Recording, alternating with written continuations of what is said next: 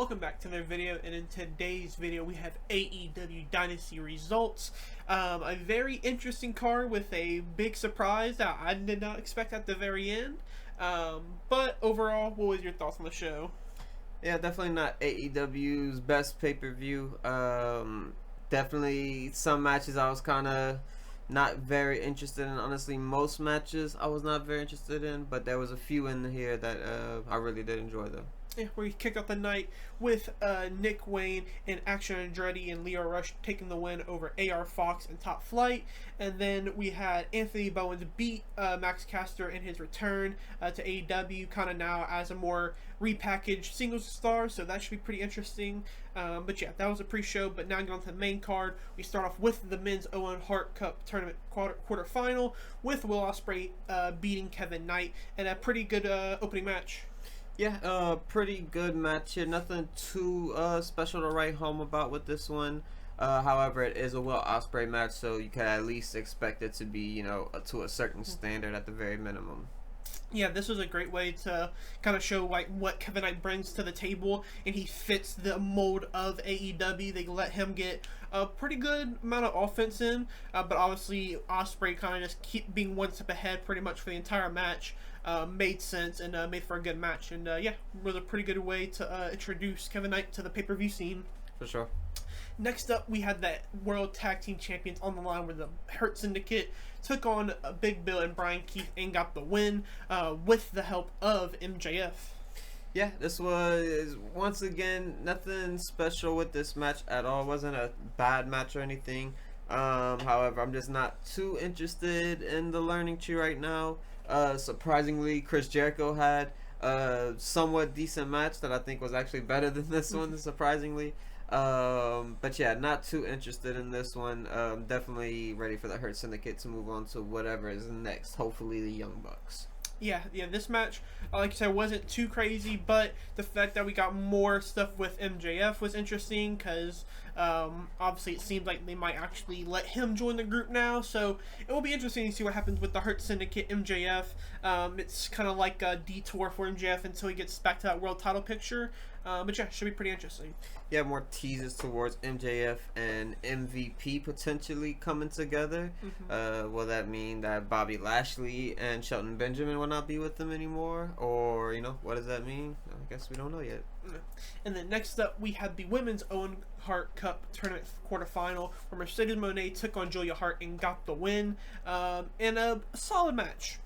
Yeah, I didn't really care for this one myself too much. It just felt like Mercedes didn't really have someone to keep up with what she was trying to do throughout the match. Yeah, just didn't really care for it too much. I was hoping Julia Hart would have, a big match here and kind of prove some of the maybe haters wrong or whatever it may be. But honestly, it just didn't really work for me. Yeah, this wasn't their best match together. I'm pretty sure I think they had the other match before that was better than this. But yeah, it wasn't the best match. However, nothing too bad about this match. But yeah, overall, made sense. Obviously, Mercedes was always going to win this match. She'll probably end up facing Athena in the semifinals, so that should be pretty fun. But yeah, pretty solid match overall.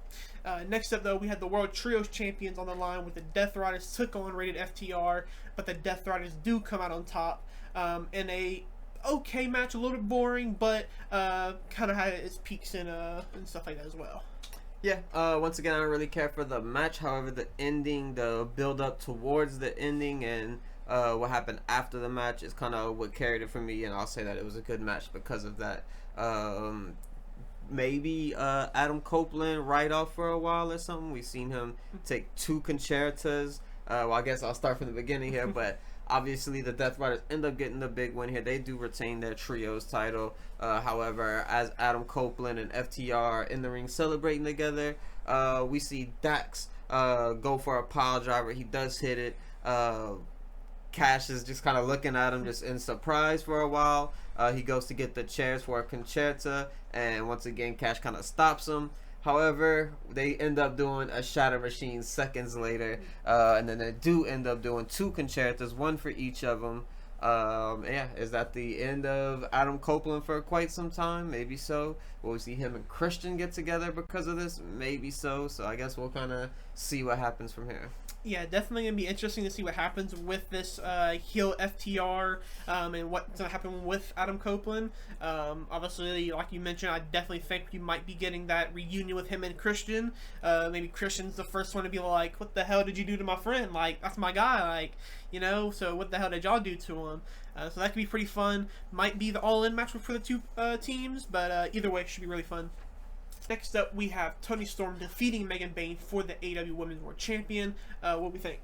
Yeah, this was kind of the opposite of the previous match, because this was a really good match. However, I didn't really like the ending. It was another Toni Storm roll-up. Sometimes it works whenever she rolls people up. Sometimes it doesn't. This time, it didn't really work for me. Megan Bayne's this big, strong, powerful person. Didn't necessarily want to see her get rolled up, but would have liked to see Toni Storm either beat her clean to build her up even stronger, or even see Megan Bayne kind of take over and win that AEW World Championship.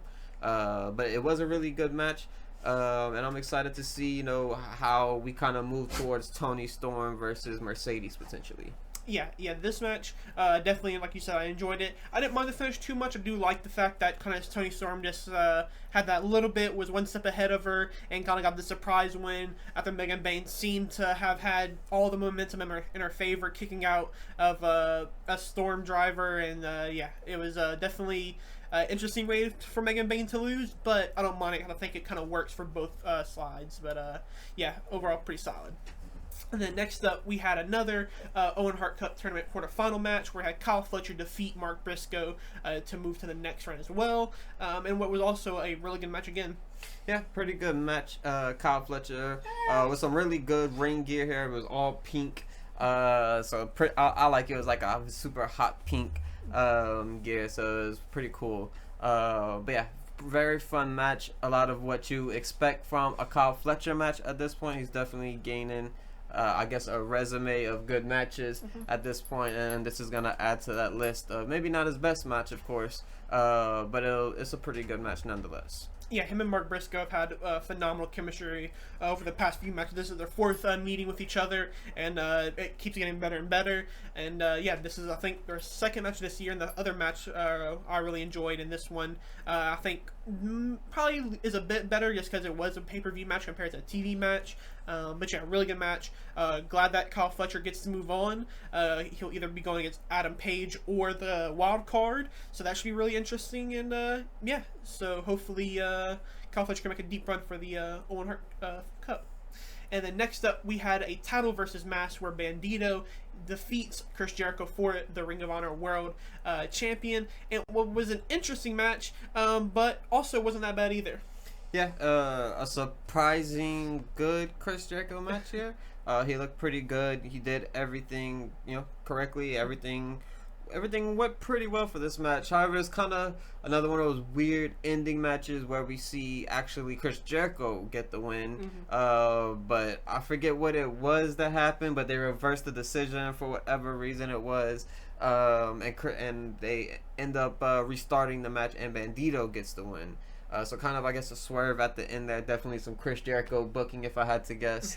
But it was pretty good. I definitely am not complaining about this. A lot of times, people will complain about Chris Jericho matches, but I feel like this one, maybe it overstayed its welcome a little bit, being 18 minutes. But I didn't mind the match. Yeah, this is definitely one of the better Chris Jericho matches as of late. And I do agree as well that it did go over probably about a good 5-ish minutes, a bit too long, but yeah, the finish I did kind of like, kind of don't like, just because Chris Jericho hits Bandito with a baseball bat, and then he hides it, gets the win, and then they go on. Bandito's mom and sister are kind of just like, no, like he cheated to win. They find the bat, they restart the match, and that's how Bandito gets the win. So a little interesting, because would they do that a lot? Definitely not. But as a cool finish for a pay-per-view spot. And glad to see that Bandito kind of got a big pay-per-view match and won the belt. Yeah, like I said, definitely some Chris Jericho booking if I ever seen it. And then next up, we had the TNT Championship on the line, where Adam Cole did finally win his first singles champion in AEW versus Daniel Garcia. Yeah, pretty good match. Haven't been a huge fan of Adams Cole's work recently. He had like quite a few matches with Malachi Black and a few others. Some of them been good, but I would say most of them have not really piqued my interest.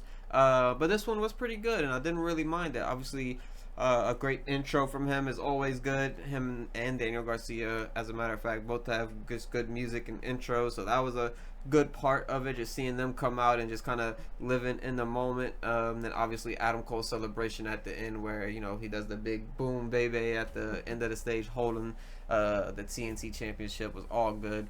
Yeah, pretty good match. Yeah, this was solid for me. I am glad that Adam Cole won. I do feel a little bad for Daniel Garcia because it felt like we never got the ball rolling with his TNT title run. But hopefully with Adam Cole winning the belt now, maybe he can kind of get that ball moving a little bit faster, quicker on in this reign to hopefully kind of give some prestige back to the TNT champion. Because right now it kind of does feel kind of forgotten about. And yeah. But with Adam Cole winning it, hopefully adds more limelight, I guess, to the title. And then next up in the co-main event, we had the triple threat for the international champion, where Kenny Omega defeated Ricochet and Mike Bailey in his first pay-per-view match in a absolute banger. Yeah, this was a good match, a good kind of first big match for Mike Bailey to kind of come in, show off what he could do. Had plenty of time to get off all his moves that he wanted, because this match came in at 31 minutes, and it definitely felt like it. Maybe it went a little bit too long, honestly, even though, everything was cool and stuff like that, but maybe it went a little bit too long, at least for me. But it was a really good match nonetheless. Speedball showed that he is going to be like a top talent in AEW, and he can't keep up with the best. Same with Ricochet. He looked amazing. He's proven himself more and more every single match in 2025. He's becoming someone who I want to be a champion towards the end of 2025 at some point. And then obviously Kenny Omega, he is one of the best. A great kind of ending here where he goes to get Ricochet in the One Wing Angel. He kind of breaks out of it backwards, but then he pushes him back up onto the turnbuckle, gets him back in it, and does hit it. As well as another one that he hit off of the top rope as well, or the middle rope actually. But this was just an all over the place match. Obviously 31 minutes. They went all over. They were fighting on the outside, on the inside. It was a really good match. Yeah, this was out of any match that I would say I made it went too long, this is the one that I can kind of be okay with it just because of how good it was. And yeah, this was typical Kenny Omega, just having an absolute classic match with two guys who are also super talented, and letting them have like a spotlight. Because I feel like most of the match, to me at least, Ricochet and Mike Bailey were kind of going at it for quite a while, and then Kenny Omega would come in and get his spots in, or then he would finally get taken out. So it was a really nice, great combination for a triple threat, and all men kind of did their part and played a perfect role in the match. But also after the match, we did get the Kenny Omega Okada stare down again, still teasing the potential fourth match in their iconic series, potentially and more than likely at All In. So that should be really interesting because of obviously the history they have, and how good that match can potentially be, especially at the All In stage. Just hope obviously they're kind of WrestleMania nowadays. Yeah, just really good work from everyone. Definitely excited to see the future of Ricochet and Speedball. It kind of feels like they'll kind of go into that Adam Cole picture after this, maybe. Yeah. And then our main event, we had the AEW World Championship on the line, where Jon Moxley unfortunately comes out on top and defeats Swerve Strickland. And what was a huge surprise at the very end. But yeah, what'd you think? Yeah, the match, it started off very slow for me. Didn't really care for it. However, once it got to about midway through the match, they definitely picked it up, and it turned into an amazing match after that. We seen blood on Swerve Strickland off of steel steps. We seen a big swerve stomp off a ladder through the announce table. We seen Marina Shafir get involved. We seen, this is probably the biggest point of the match. One of the biggest points of the match, where we see Hangman Adam Page come out, and he's kind of making a decision on who he's going to hit that buckshot lariat on, but we never get the chance to see it because the Death Riders do come out and kind of prevent us from getting that moment. And that's ultimately what makes Jon Moxley win, is when Hangman comes out. He helps him, but then also ends up costing him, at the very end. So maybe, we'll see a story of that. Will Swerve be mad at him because he cost him, or will he be happy with him because he did try to help him, but it just didn't work out? I'll let you kind of go on about what happened after the match, or I guess during the match, really. But yeah, I'll let you go on with the rest. Yeah, Swerve was about to get his finishing move in. The lights go out, and then the Young Bucks appear, and they hit a V trigger or EVP trigger on Swerve Strickland to cost him the match. And they kind of obviously very surprising because last time we seen the Young Bucks, they were kind of running away from the Death Riders and Jon Moxley. So what does this really mean for them? I am kind of interested to see why they would have done this, and maybe is this them making a power play? Was this always the plan to have Moxley as the overlord of AEW with them in the background at all times? So that's kind of interesting. However, it definitely does suck that Swerve didn't get the win here, because it would have been nice to have a new world champion, and Swerve's obviously I think one of the perfect guys to kind of reset your brand as the world champion. Yeah, I kind of predicted Moxley to come out on top of this match.